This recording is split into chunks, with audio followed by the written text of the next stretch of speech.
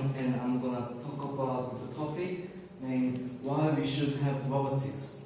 Before telling about my topic directly, I'm going to tell you about a story about the industrial revolution in the world from the 18th century. And this is the picture when the first industrial revolution happened. This is the industrial revolution that almost all of you know. It happened first in the United Kingdom in the 18th century.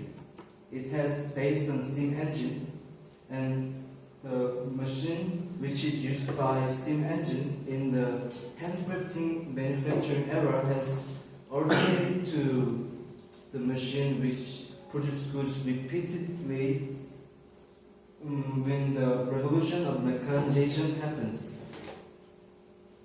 And this is a picture of when the second industrial revolution happened. It has happened in 19th century and early stages of the 20th century. It has based on electric energy, and because of the advent of electric and assembling line, we could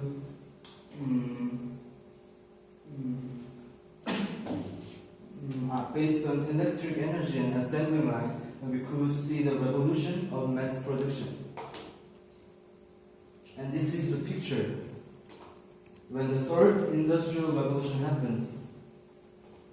It happened in the later stage of the 20th century, and it's based on computer and internet.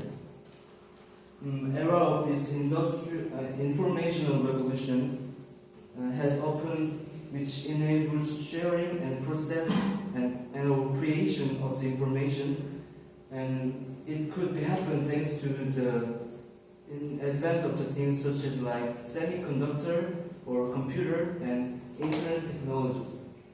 We call this digital revolution. And the last one is the fourth industrial revolution. It is happening in the 21st century, and it is now happening in the world. We are now experiencing this. This is based on big data on AI. And this fourth industrial revolution is completely different revolution than the former three industrial revolutions, because it connects like things, humans and things or places freely and intelligently and automatically. So the fields like some different fields like biology and physical things and sociology can be fueled so freely. And we call this the revolution of the super intelligence. And I'm going to talk more about the fourth industrial revolution and the core content. And I'm going to ask you about something to say the core content of the fourth industrial revolution. Have you ever seen this? This is an ARPAGO, which is developed by Google Corporation. About 4 years ago, it became a really sensational issue with a Baduk match with Lee Se-do Baduk player. And this is a Hugo, which is the first Korean robot, and it is called humanoid, and it can walk or dance or say like just like a human. And this is a robot cleaner in my room. When I was out the home, it moves home like zip zip, and it clears my home very cleanly. And could you say what is the common thing between the three things? Oh yes, they are all robots. And I'm going to talk that, and I want to talk about that when robots are combined with humans, then how will it happen? Some people say it can make a synergy and make a good result, but some people worry that because it can cause some bad effects.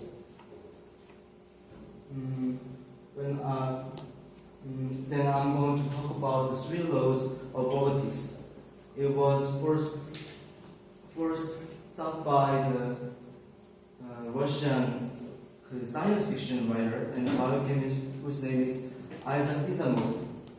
And he said in these 3 laws of robotics in his book, I, Robot. The first law is a robot may not injure a human being or through inaction allow a human being to come to harm. And the second one is a robot must obey orders given by human beings except where such orders would conflict with the first law. And the last one is a robot must protect its own existence as long as such protection does not conflict with the first and second law. And the core law that I want to say is the first one. A robot may not injure a human being or through inaction allow a human being to come to harm. Then I'm going to tell some situation when this law can be a problem. Let's say that there are a company, and its name is wood company, and there are 9 workers in this wood company. But someday, a robot appears, and because robot can do better than the 3 workers, the 3 workers had disappeared. Then think about the 3 laws of robotics. Then the first one is the robot may injure human being or allow a human being to come to harm. But I think that the 3 workers are harmed by robot because they lose their job. So people make a thought when workers' work was invaded by the robot. Some people thought that we have to make a barrier to protect him from robot. So the name of the barrier is robotics. The word named robotics maybe sounds unfamiliar or hard word. So I'm going to talk about with robot and text. And first I'm going to talk about robot. Robot is a machine which is especially programmed by a computer and capable of carrying out a complex series of actions automatically, just like AlphaGo or Hugo or cleaning robot that I have mentioned before. Robots have replaced humans in performing repetitive and dangerous tasks, such as like going into some fire situation or emergencies and etc., or unable to do because of size limitations when we get a surgery by using robots, or which take place in extreme environments such as outer space or the bottom of the sea. We could see this easily when we are going to dig some treasures from under the sea, or make us some doing work in the outer side of our space. And I'm going to talk about tax. It is an amount of money paid to the government that is based on your income or the cost of goods or services you have bought. Most countries like us have a tax system in place to pay for public, common or agreed nation needs and government functions. Because it is a social agreement, it can't be made with one person's thought it was a social agreement. Some levy a flat percentage rate of taxation on personal annual income, but both scale taxes based on annual income amounts. Most countries charge a tax but on corporate income and divide it. And to summarize this, robot is a machine which is especially programmed by computer and capable of carrying out a complex series of actions automatically. And tax is an amount of money paid to government that is based on your income or the cost of goods or services you have bought. And to synchronize this, a robot tax is a legislative strategy to intensify the replacement of workers by machines or to bolster the social safety net for those who are displaced. Let's make a situation.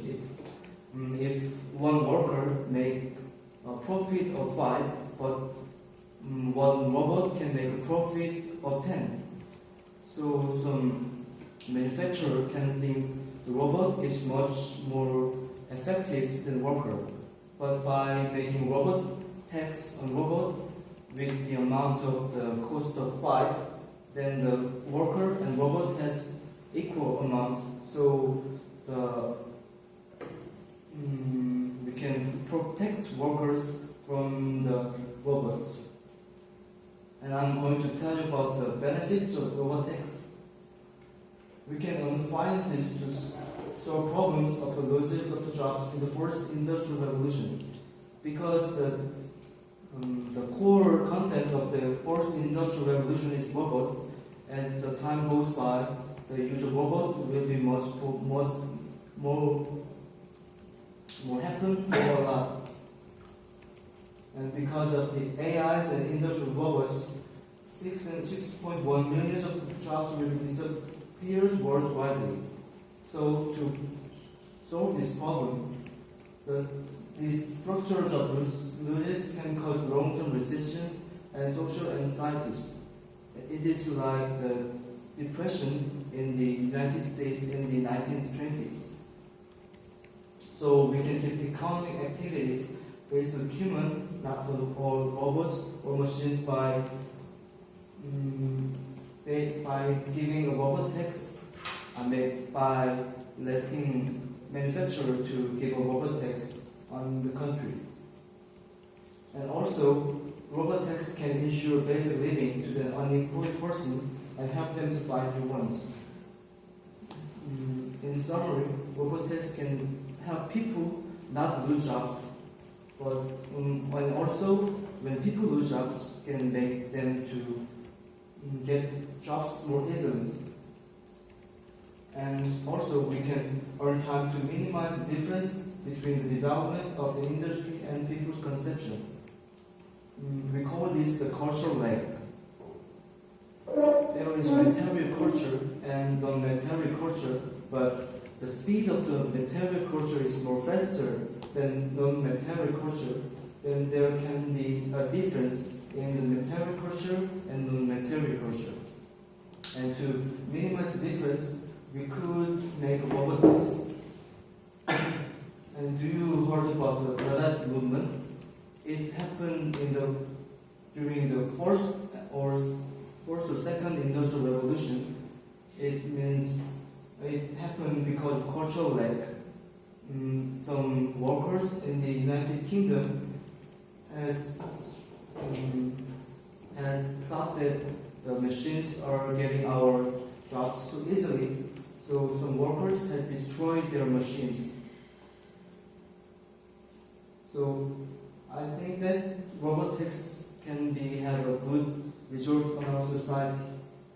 Thanks for reading my presentation.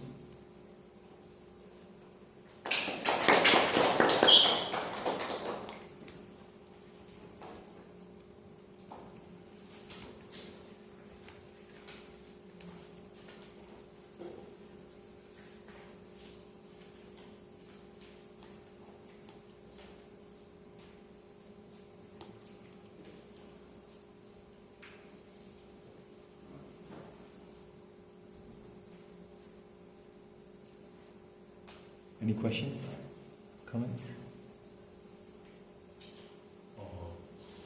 Can you go back two slides or from the end, please?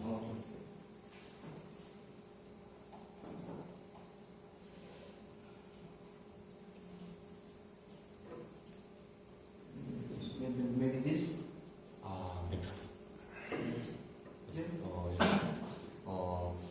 It's a cultural lag, and I think it means like material culture is faster, so it can, and non-material culture can. Can lag behind the material culture. So by having a robot tax, we can slow the speed of the material culture. But is it just slowing the material culture, like slowing the revolution, does it just have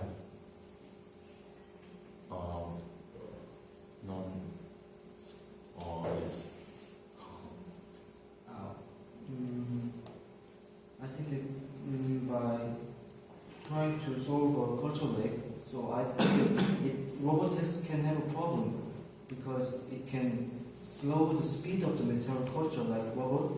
So totally the revolution speed can be slower, and it can be some have bad effects on our for human living. But I think that when we try to keep the speed of the now continuously, the bad effects will be much better and much larger than the bad effects by trying to stop the culture.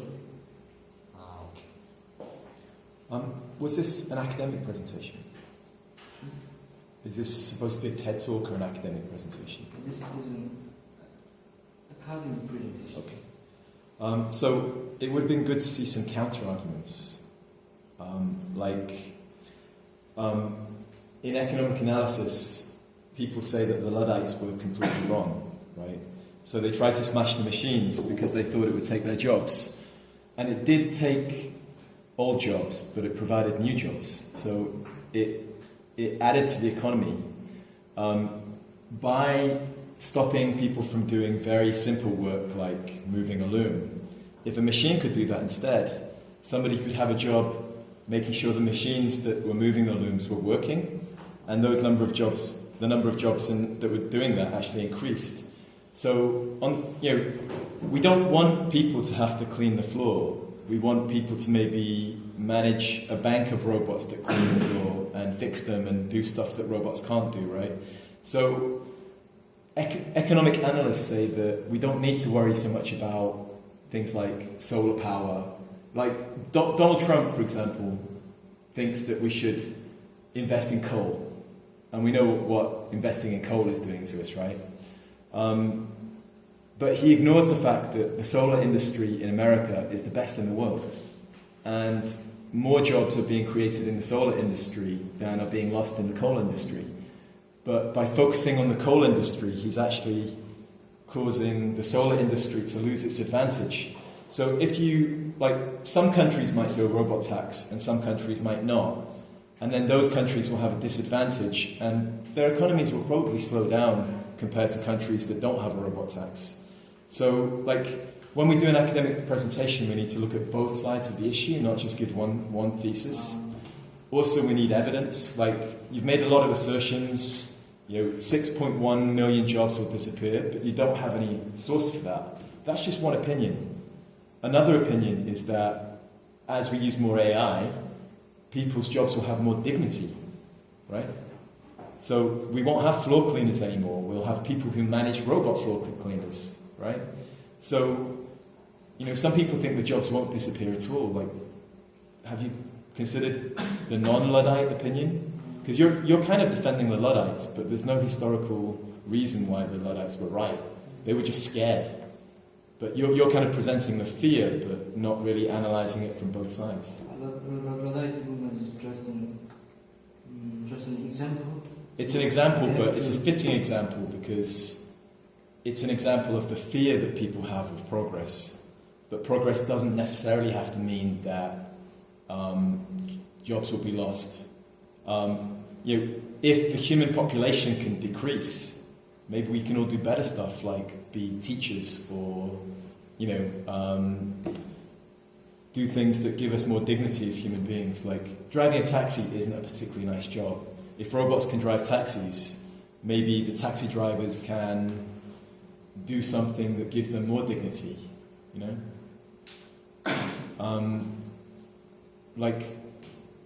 who is saying that 6.1 million jobs will disappear? And is there not somebody else who's saying, well, actually, if the population of the world is decreasing because of modernization, it's okay if some jobs disappear because we can train our kids to do jobs on a higher level. This is a number, but more than the 6.1 million jobs will disappear, and little jobs are made new because when make example in a car assembly line, if the one robot can make a work of 10 people, but the person who needs to kill the robot is just one. So totally 10 jobs disappeared and 1 job can appear new. So when we focus just the number of the jobs, I think this number is the result. That assumes a fixed system, right? So in a factory, if a robot takes 10 jobs, 10 jobs disappear. But in an economy, the robot takes 10 jobs and 10 people get jobs planting trees, right? To make up for the carbon of all the robot production. So like, an economy is not a fixed system. If you make more wealth in one area, you create more spending in another area and more investment in another area.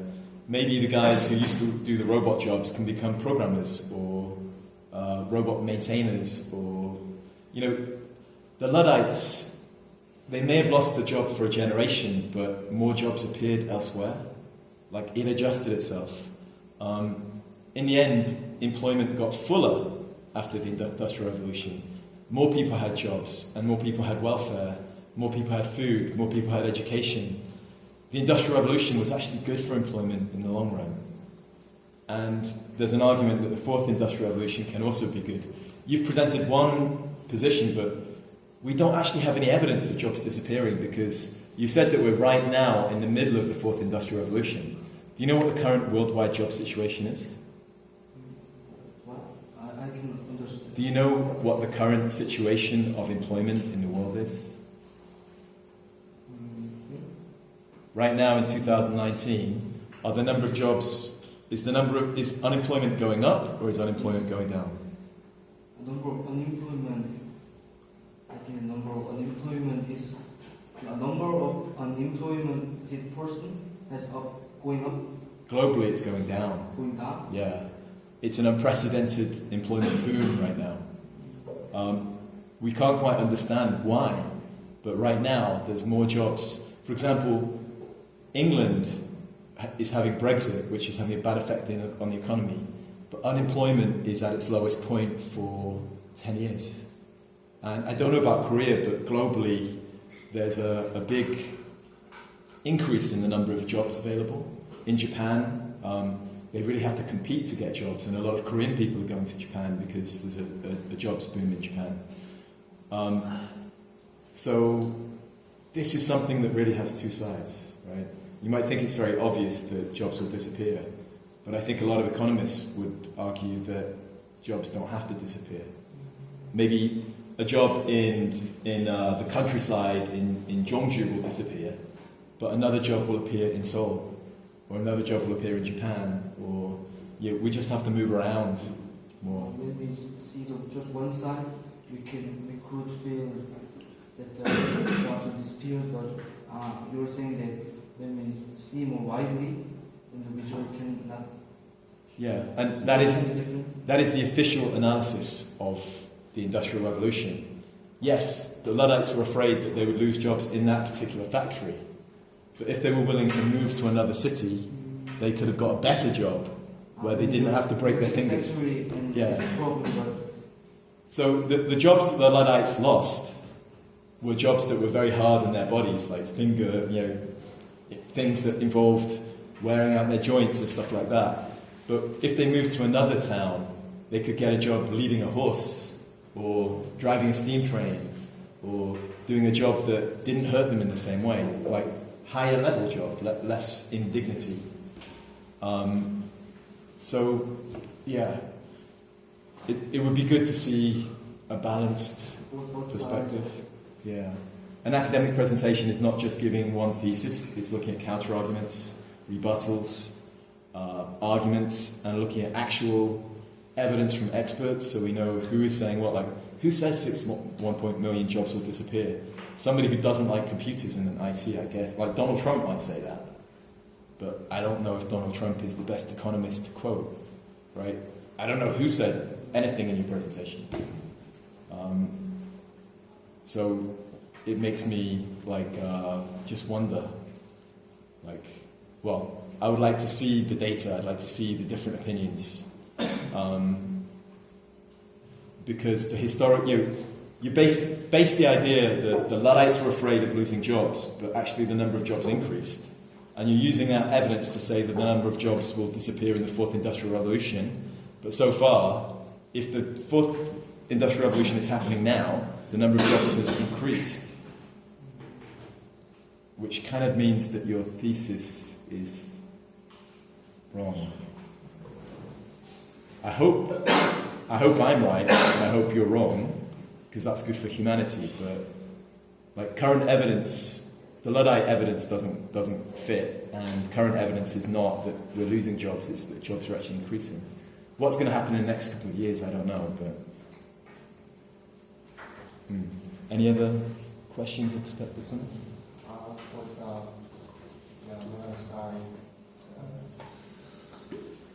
There is a red test that the corporation have to get a profit because the name corporation tax. So it can be a double taxation,